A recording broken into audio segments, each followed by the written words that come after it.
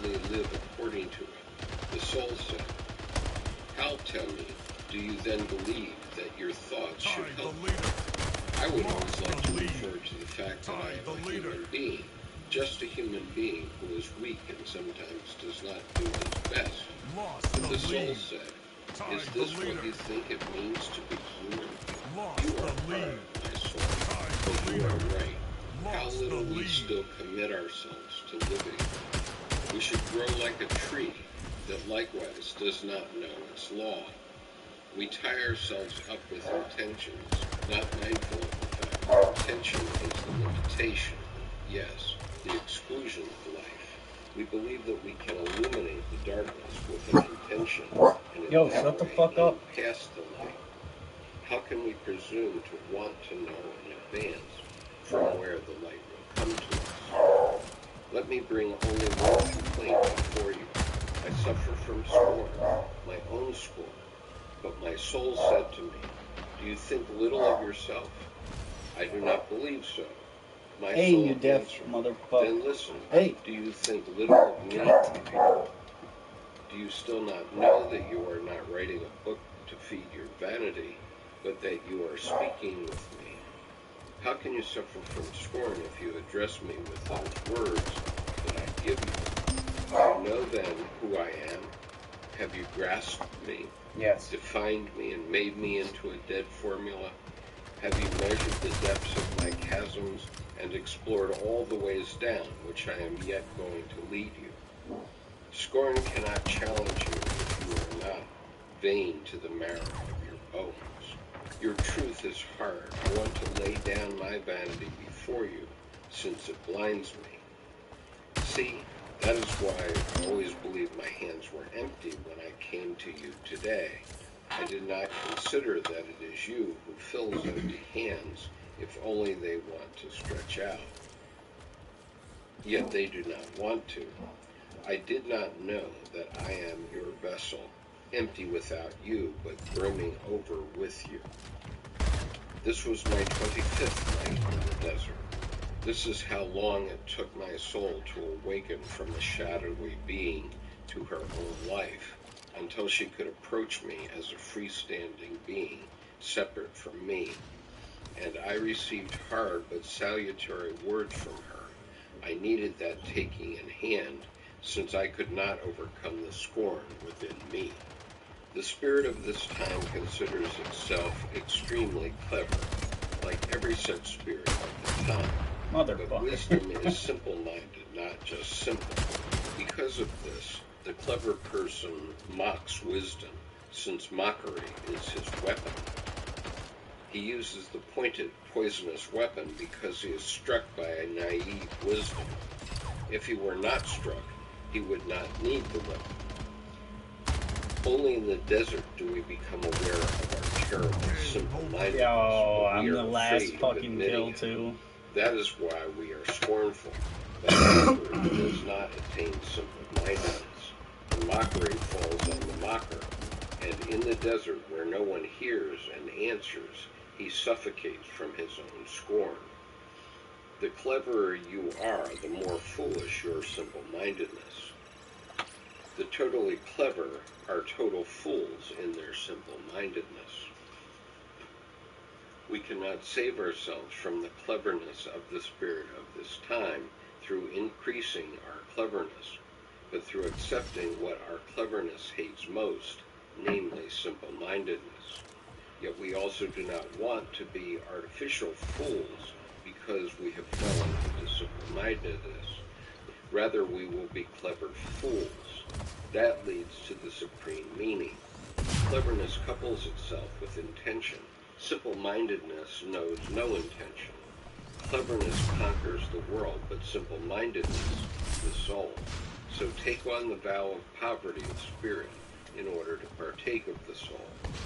Against this, the scorn of my cleverness rose up. Many will laugh at my foolishness, but no one will laugh more than I laughed at myself.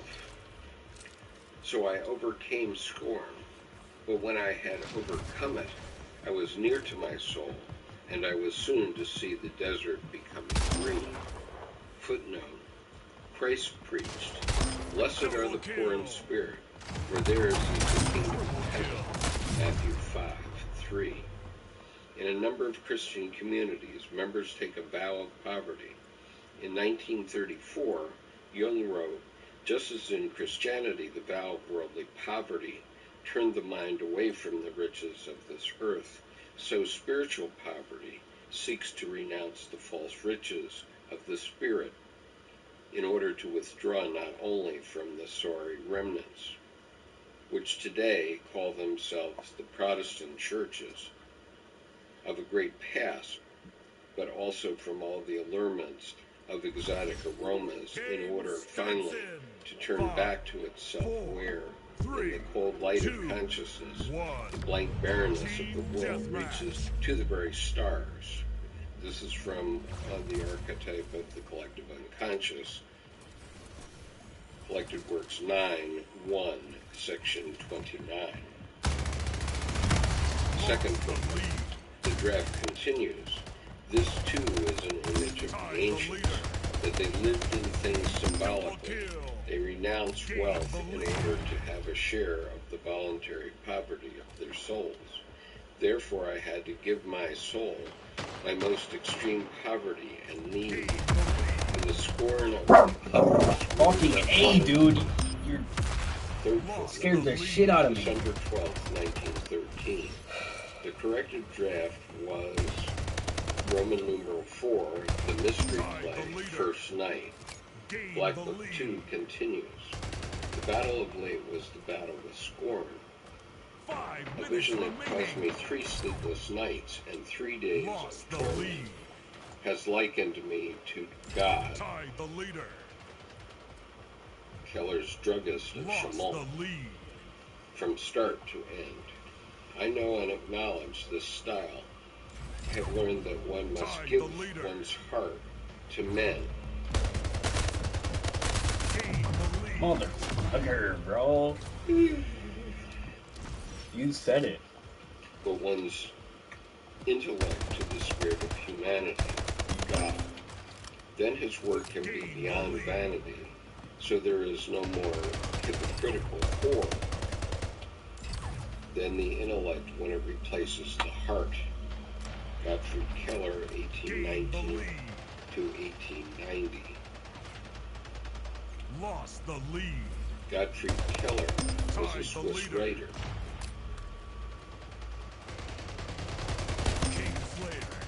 And so you see that reading even 4 pages of the Red Book can be exhausting. I just can't go on again today. Oh.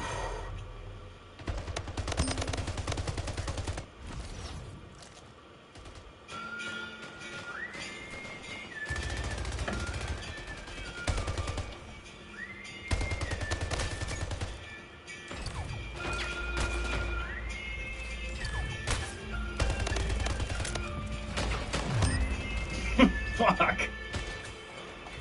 El Gordito is fucking my shit up right now. Today I'm reading from The Red Book by C.G. Jung. Descent to Hell in the Future, page 146. A footnote which precedes this section says that it was written on December 12th, 1913. The corrected draft has, Black Book 2 continues, quote, "The battle of late was the battle with scorn.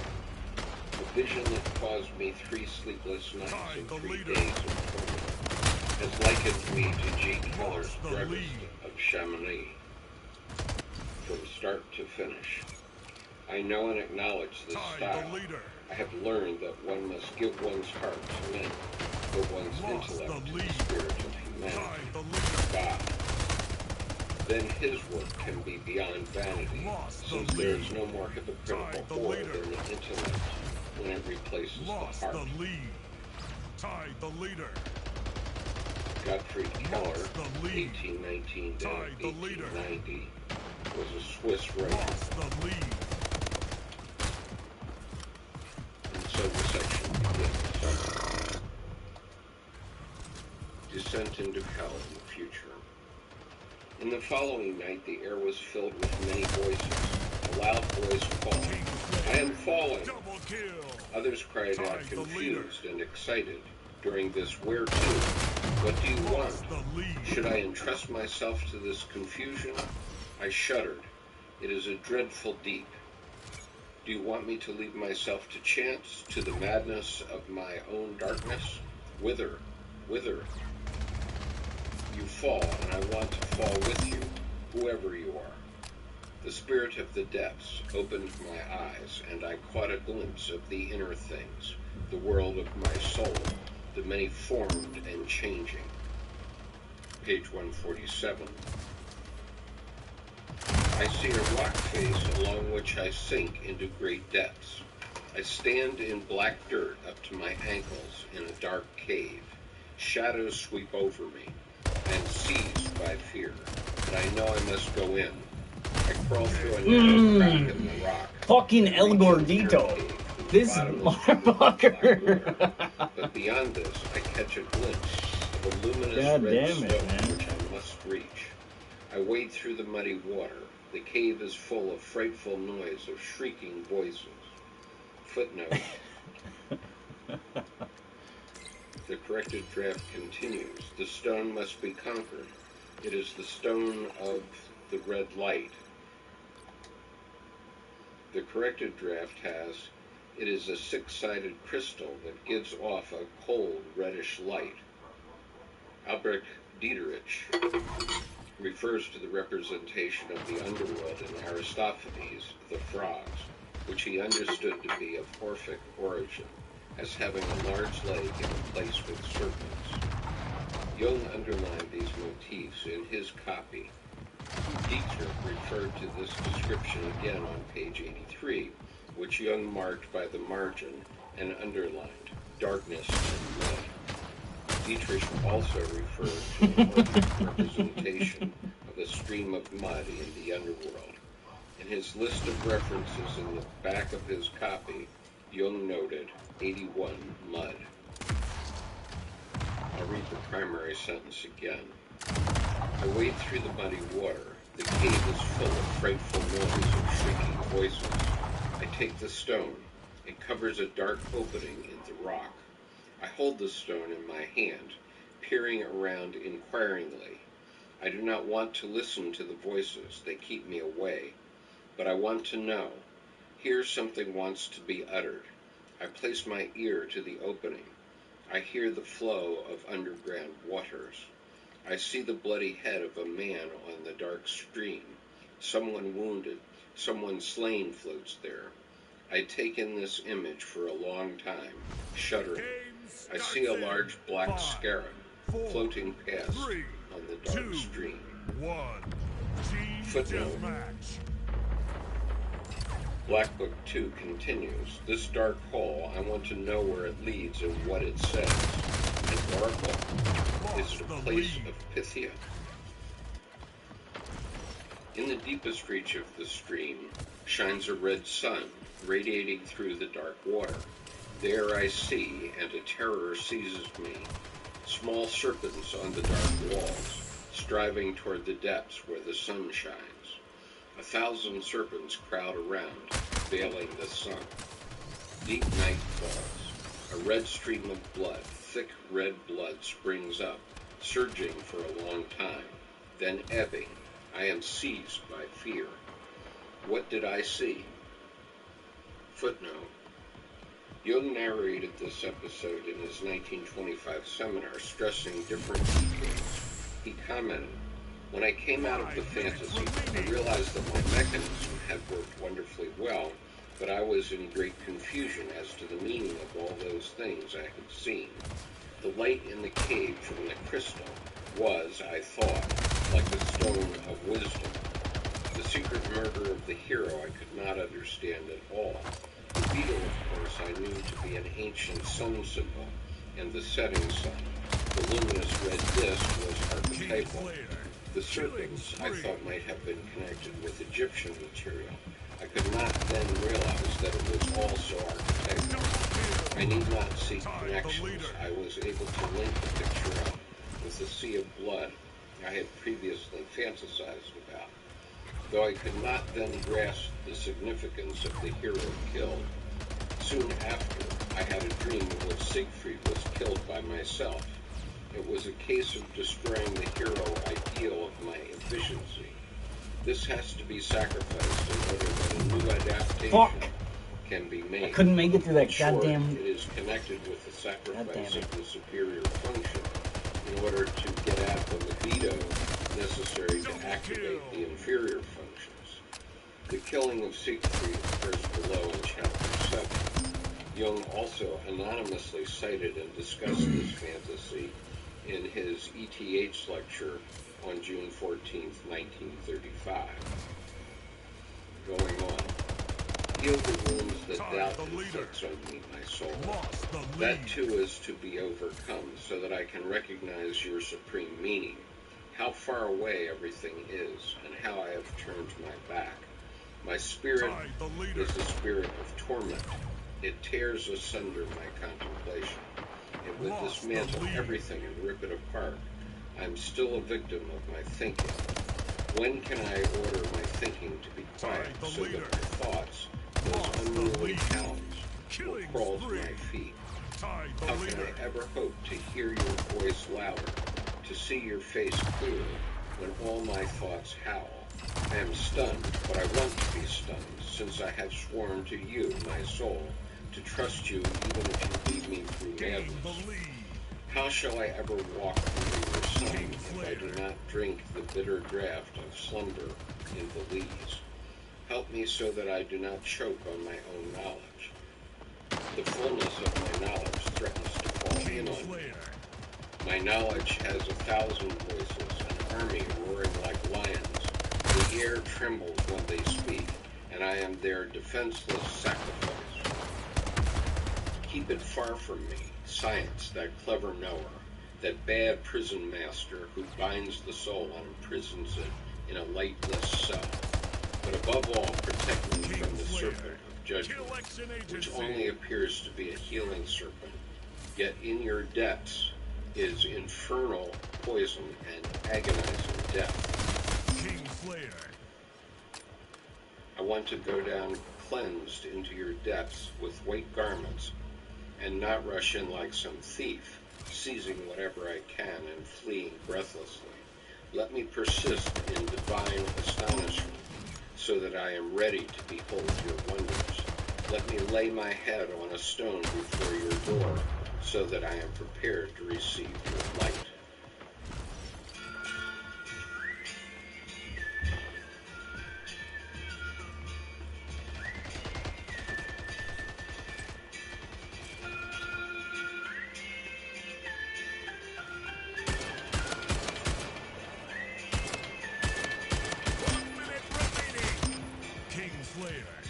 Game over. Victory.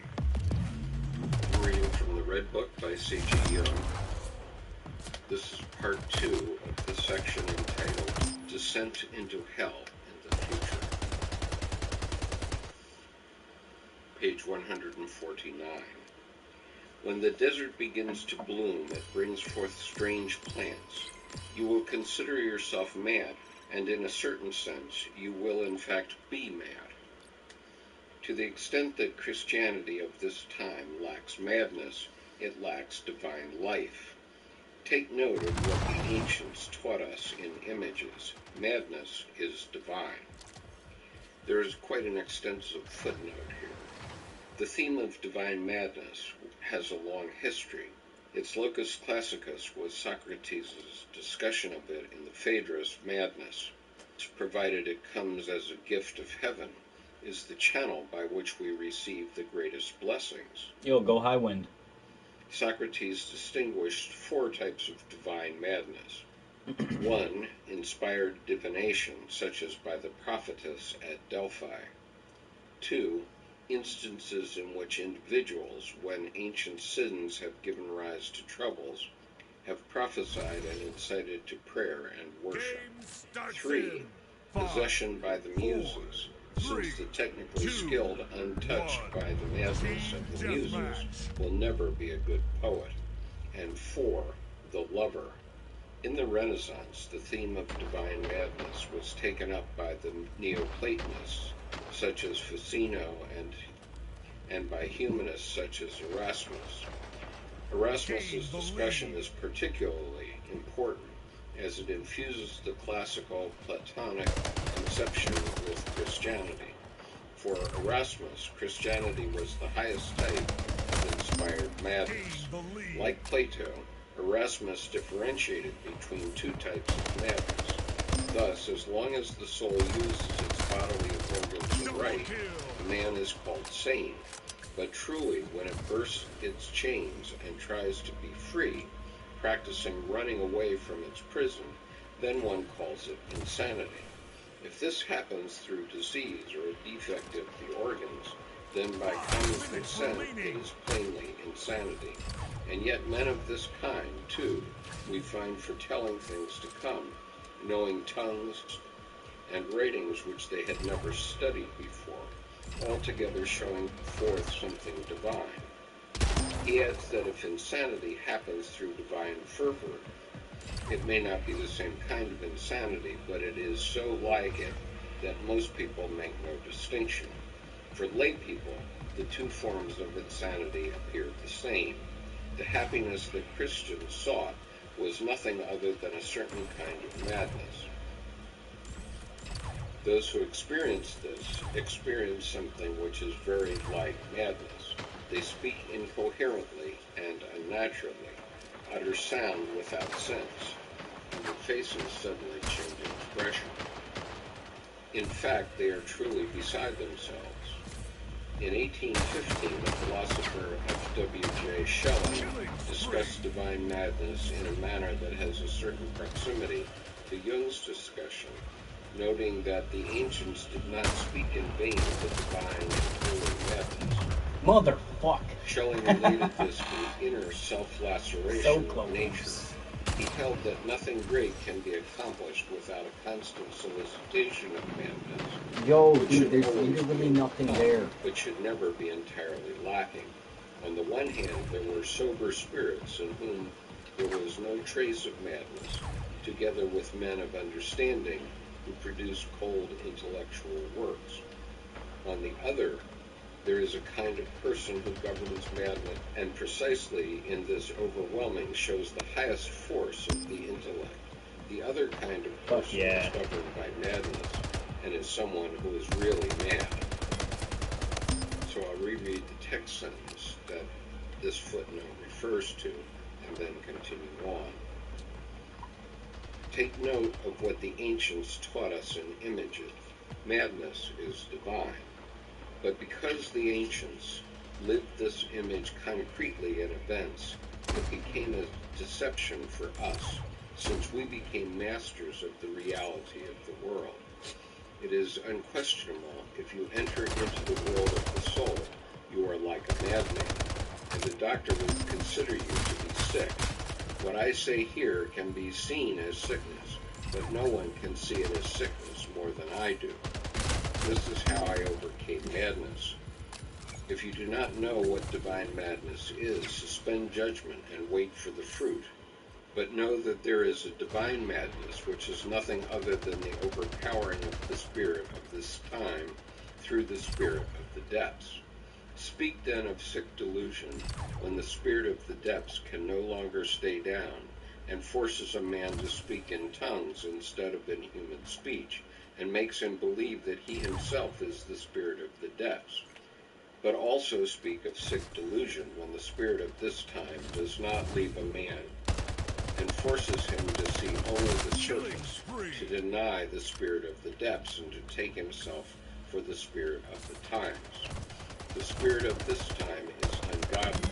The spirit of the depths is ungodly. Balance is godly.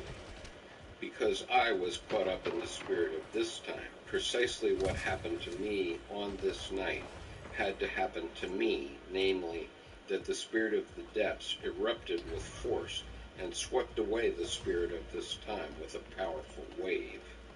But the spirit of the depths had gained this power because I had spoken to my soul during 25 nights in the desert, and I had given her all my love and submission. But during the 25 days I gave all my love and submission to things, to men, and to thoughts of this time. I went into the desert only at night. Thus can you differentiate sick and divine delusion. Whoever does the one and does without the other, you may call sick, since he is out of balance. But who can withstand fear when the divine intoxication and madness comes to him? Love, soul, and God are beautiful and terrible. The ancients brought over some of the beauty of God into this world, and this world became so beautiful that it appeared to the spirit of the time to be fulfillment, and better than the bosom of the Godhead. The frightfulness and cruelty of the world lay under wraps and in the depths of our hearts. If the spirit of the depths seizes you, you will feel the cruelty and cry out in torment. The spirit of the depths is pregnant with iron, fire, and death. You are right to fear the spirit of the depths, as he is full of horror. You see in these days what the spirit of the depths bore. You did not believe it, but you would have known it if you had taken counsel with your fear. There's an elaborate footnote. The draft continues. The spirit of the depths was so alien to me that it took me 25 nights to comprehend him, and even then he was still so alien that I could neither see nor ask. He had to come to me as a stranger from far away and from an unheard-of side. He had to call me. I could not address him, knowing him and his nature. He announced himself with a loud voice, as in a warlike turmoil, with the manifold clamoring of the voices of this time. The spirit of this time arose in me against the stranger, and uttered a battle cry together with his many serfs. I heard the noise of this battle in the air. Then the spirit of the depths burst forth, and led me to the sight of the innermost. But he had reduced the spirit of this time to a dwarf, who was clever and bustling, yet was a dwarf. And the vision showed me the spirit of this time as made of leather, that is, pressed together, sere, and lifeless. He could not prevent me from entering the dark underworld of the spirit of the depths. To my astonishment, I realized that my feet sank into the black muddy water of the river of death. Corrected draft adds, for that is where death is. The mystery of the shining red crystal was my next destination. Returning to the text, blood shone at me from the red light of the crystal, and when I picked it up to discover its mystery, there lay the horror, and covered before me in the depths of what was to come lay murder. Cheap shot. The blonde hero lay slain. The black beetle is the death that is necessary for renewal, and so thereafter a new sun glowed, and the sun of the depths, full of riddles, the sun of the night. Holy shit, they're all on the blue side, up top, the dead earth, second floor. So the sun of the depths quickened the dead, and thus began the terrible struggle between light and darkness. Out of that burst the powerful and ever-unvanquished source of blood.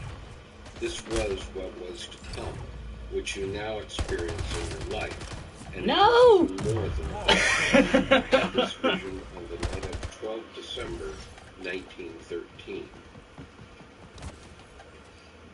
World War I began the next August. Lost the lead. Tied the leader.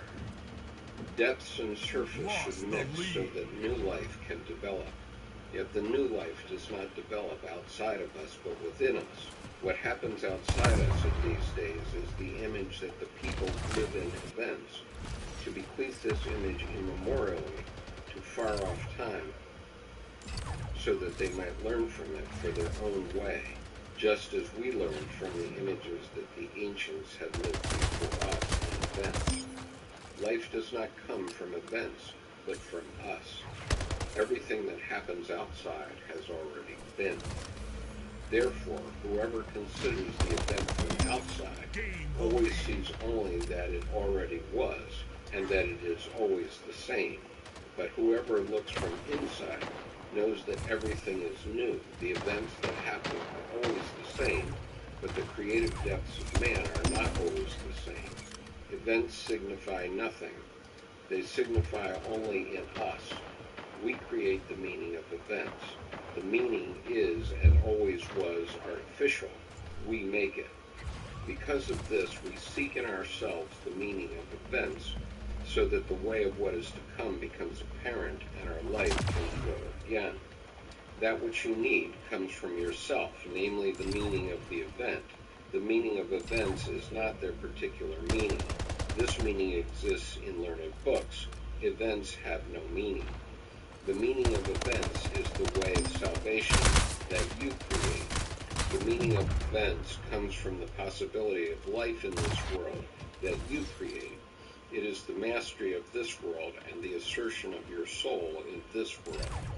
The meaning of events is the supreme meaning, that is not in events and not in the soul, but is the God standing between events and the soul, the mediator of life, the way, the bridge, and the going across. Footnote. The draft continues. My soul is my supreme meaning, my image of God, neither God himself nor the supreme meaning. God becomes apparent in the supreme meaning of the human community. Get the fuck out of here! Reading on, I would not have been able to see what was to come if I could not have seen it in myself. Therefore I take part in that murder. The sun of the depths also shines in me after the murder has been accomplished. Motherfucker took the gun. Want to devour the sun are Bro. also in me. I myself am the murderer and the murdered, sacrificer and sacrifice. The upwelling blood streams out of me. You all have a share in the murder. And you, the reborn one, will come to be, and the sun of the depths will rise, and 1,000 serpents will develop from your dead matter and fall on the sun to choke it. Your blood will stream forth. The people demonstrate this at the present time in unforgettable acts that will be written with blood in unforgettable books for eternal memory. But I ask you, when do men fall on their brothers with mighty weapons and bloody acts? They do such if they do not know that their brother is themselves. Goddamn They motherfucker. themselves are sacrificers, but they mutually do the service of sacrifice. They must all sacrifice each other, since the Yeah, bitch, what? when man puts the bloody knife into himself in order to sacrifice the one that kills his brother. But whom do people kill? Fucking triple kill right at the end. Brave, the heroes. Drop him. They take aim at these and do not know that with these they mean themselves. They should sacrifice the hero in themselves, and because they do not know this, they kill their courageous brother.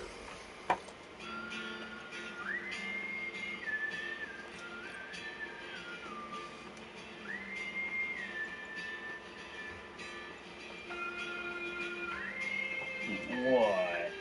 Yes, you're just deaf, dumb, and a little blind. You fucking abomination. Who's a good abomination? Oh, yes. Oh, yes, he is a good abomination. I'm reading from the Red Book by C.G. Jung. This is part 3 of You smell the like shit, section though. You gotta entitled close that asshole, buddy.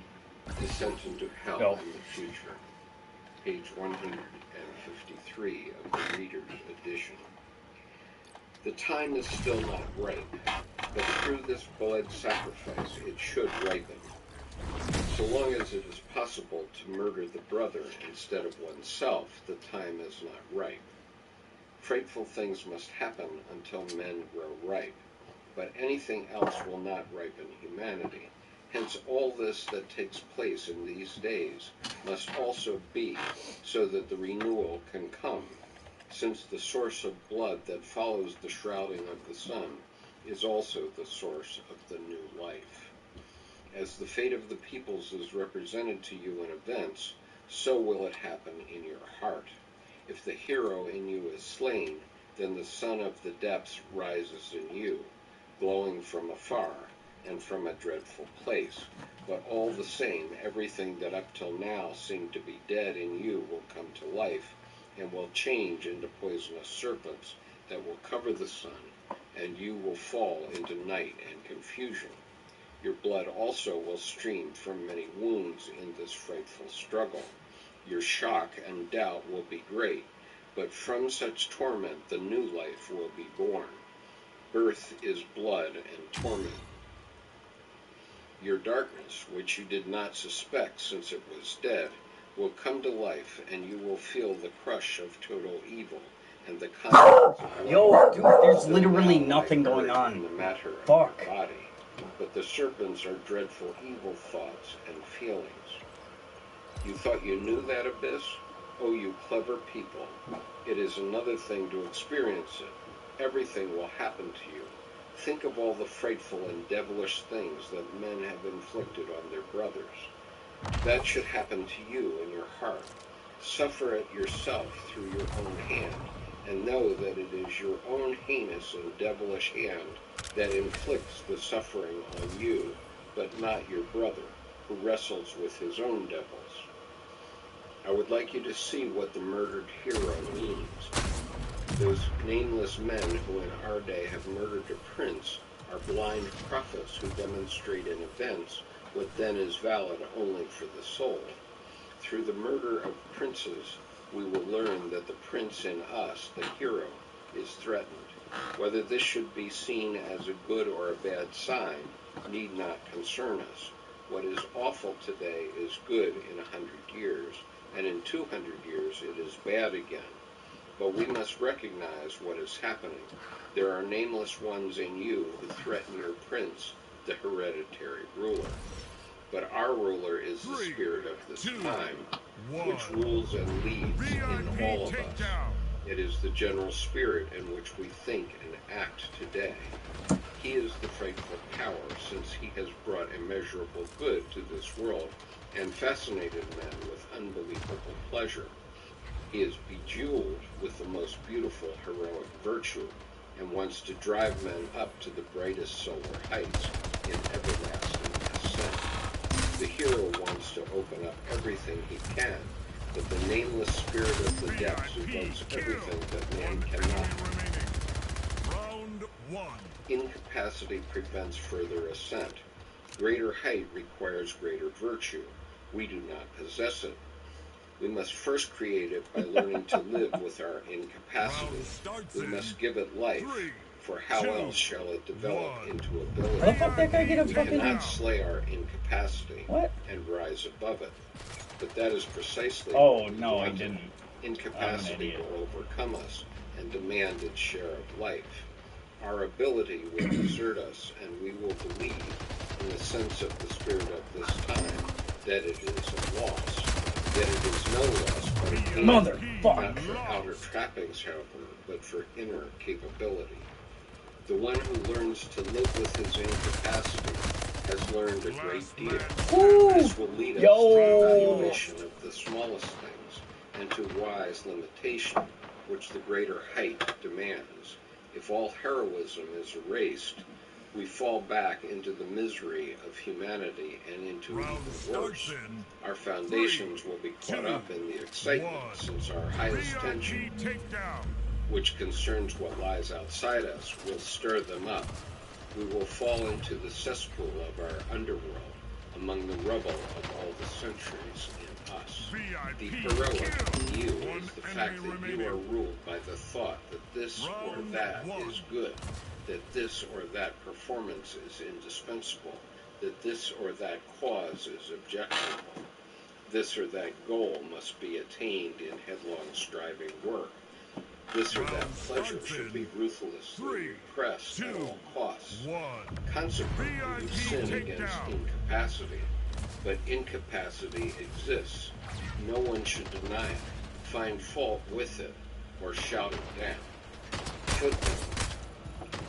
Jung refers to the destructive and anarchic aspects that are constellated in societies being enacted by prophetically inclined individuals through spectacular crimes such as regicide.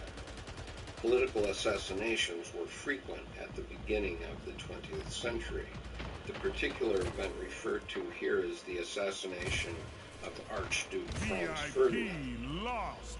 Martin Gilbert describes this event, which played a critical role in the events that led up to the outbreak of the First World War, as a turning point Last in the man history of the standing. 20th century. Round lost. Further Is footnote: that VIP? when I was aspiring to my highest worldly power, the spirit of the depths sent me nameless thoughts and visions that wiped out the heroic Round aspiration starts in me as 3, our time 2, understands it. 1.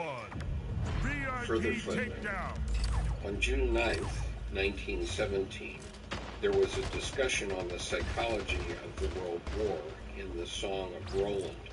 Jung argued that hypothetically the World War can be raised to the subjective level. Lost. In detail, the authoritarian principle, taking action on the basis of principles, clashes with the emotional principle. The collective unconscious enters into allegiance with the emotional. Concerning the hero, he said, the hero, the beloved figure of the people, should fall. All heroes bring themselves down by carrying the heroic attitude beyond a certain limit, and hence lose their footing. The psychological interpretation of the First World War on the subjective level describes what is developed in this chapter. The connection between individual and collective psychology, which he articulates further, forms one of the leitmotifs of his later work. There's a specific reference to Volume 10 of the Collected Works.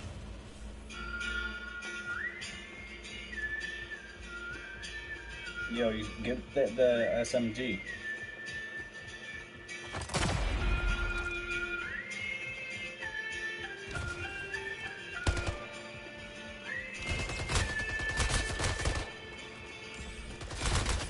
Round lost. I'm reading today from the Red Book by C.G. Jung, Splitting of the Spirit, page 156 of the Reader's Edition. This segment begins with a footnote dated December 16, 1913. In Beyond Good and Evil, Nietzsche wrote, "Anyone who fights with monsters should take care that he does not in the process become a monster. And if you gaze long into an abyss, the abyss gazes back into you." Splitting of the Spirit. Round 1. But on the fourth night I cried, "To journey to hell means to become hell oneself. It is all frightfully muddled and interwoven. On this desert path there is not just glowing sand, but also horrible, tangled, invisible beings who live in the desert. I didn't know this. The way is only apparently clear. The desert is only apparently empty. It seems inhabited by magical beings who murderously attach themselves to me and demonically change my form. I have evidently taken on a completely monstrous form in which I can no longer recognize myself. It seems to me that I have become a monstrous animal form, for which I have exchanged my humanity. This way is surrounded by hellish magic. Invisible nooses have been thrown over me and ensnare me. Game over. But the spirit of the depths approached me and said, "Climb down into your depths. Sink." But I was indignant at him and said, "How can I sink? I am unable to do this myself." Then the Spirit spoke words to me that appeared ridiculous, and he said, "Sit yourself down and be calm." But I cried out indignantly, "How frightful! It sounds like nonsense. Do you also demand this of me? You overthrew the mighty gods who mean the most to us. My soul, where are you? Have I entrusted myself to a stupid animal? Do I stagger like a drunkard to the grave? Do I stammer stupidities like a lunatic? Is this your way, my soul? The blood boils in me, and I would strangle you if I could seize you. You weave the thickest darknesses, and I am like a madman caught in your net. But I yearned, teach me. But my soul spoke to me, saying, my path is light. Yet I indignantly answered, do you call light what we men call the worst darkness? Do you call day night? To this my soul spoke a word that roused my anger. My light is not of this world. The soul answered, should it not exist because you know nothing of it? Aye, but our knowledge, does our knowledge also not hold good for you? What is it going to be if not knowledge? Where is security? Where is solid ground? 3, Where 2, is light? 1. Your darkness is not only darker than VIP night, takedown. but bottomless as well. If it's not going to be knowledge, then perhaps it will do without speech and words too. My soul, no words. I, forgive me, perhaps I'm hard of hearing, perhaps I misinterpret you. Perhaps I ensnare myself in self-deceit and monkey VIP business, kill. and I am a rascal Last grinning at man myself in a standing. mirror, a fool in my own madhouse. Perhaps you stumble over my folly. My soul, Round lost. you delude yourself, you do not deceive me. Your words are lies to you, not to me. Aye, but could I wallow in raging nonsense and hatch absurdity and Round perverse starts in monotony? 3, My soul, 2, 1. who gives you thoughts and VIP words? Do you takedown. make them? Are you not my serf, a recipient who lies at my door and picks up my alms? And you dare to think that what you devise and speak could be nonsense? Don't you know yet that it comes from me and belongs to me? So I cried, full of anger. But then my indignation must also come from you, and in me you are indignant against yourself. My soul then spoke the ambiguous words, that is civil war. 1. VIP takedown. I was afflicted with pain and rage, and I answered back, how painful, my soul, to hear you use hollow words. I feel sick, comedy and drivel, but I yearn. I can also crawl through mud with the most despised banality. I can also eat dust. That is part of hell. I do not yield. I am defiant. You can go on devising torment, spider-legged monsters, ridiculous, hideous, frightful theatrical spectacles. Come close. I am ready. Ready, my soul, you who are a devil, to wrestle with you too. You donned the mask of a god, and I worshipped you. Now you wear the mask of a devil, a frightful one. The mask of the banal, of eternal mediocrity. Only one favor. Give me a moment to step back and consider. Is the struggle with this mask worthwhile? Was the mask of God worth worshipping? I cannot do it. The lust for battle burns in my limbs. No, I cannot leave the battlefield defeated. I want to see you crush you, monkey buffoon. Woe if the struggle is unequal. My hands grab at air. We fucking got this, but guys. Your blows are also air, and I perceive trickery. There's a footnote at the point where the soul says to Dr. Young, that is civil war. Yeah, boy. Black Book 2 continues. Are you neurotic? Are we neurotic? Going on, I find myself again on the desert path. It was a desert vision, a vision of the solitary who has wandered down long roads. There lurk invisible robbers and assassins and shooters of poisoned darts. Suppose the murderous arrow is sticking in my heart.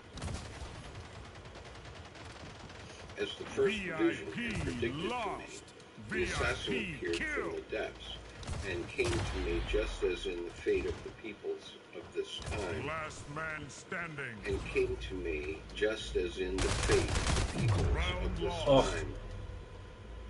A nameless one appeared, and leveled the murder weapon at the prince. Footnote. This is a reference to the assassination of Archduke Round Franz starts Ferdinand. in 3, 2, I felt myself transformed into a VIP takedown. rapacious beast. Match My point. heart glowered in rage against the high and the beloved, against my prince and hero, just as the nameless one of the people, driven by greed for murder, lunged at his dear prince. Because I carried the war in me, I foresaw it. What happened, guys? I We were felt fucking betrayed shit up. and lied to by my king. Last man Why standing. did I feel God that damn. he was not as I had wished him to be? Yeah, it's because I was teabagging He him. should be the king in my sense, not in his sense. He should be what I call ideal. My soul appeared to me hollow, tasteless. Sudden death. We When fucking in got reality, this, yo. when I thought of her, Get ready for valid. teabagging. VIP takedown. Come on. It was a vision of the desert. I struggled with mirror images of myself. It was civil war in me. I myself was the murderer and the murderer.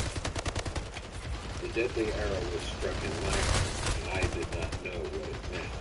My thoughts were murder and the fear of death, which spread like poison everywhere in my body. Yo, we got this. And thus the fate You of fucking one, got this. the murder of one was the poisonous arrow that flew into the Ah, yeah. yeah. The fiercest war.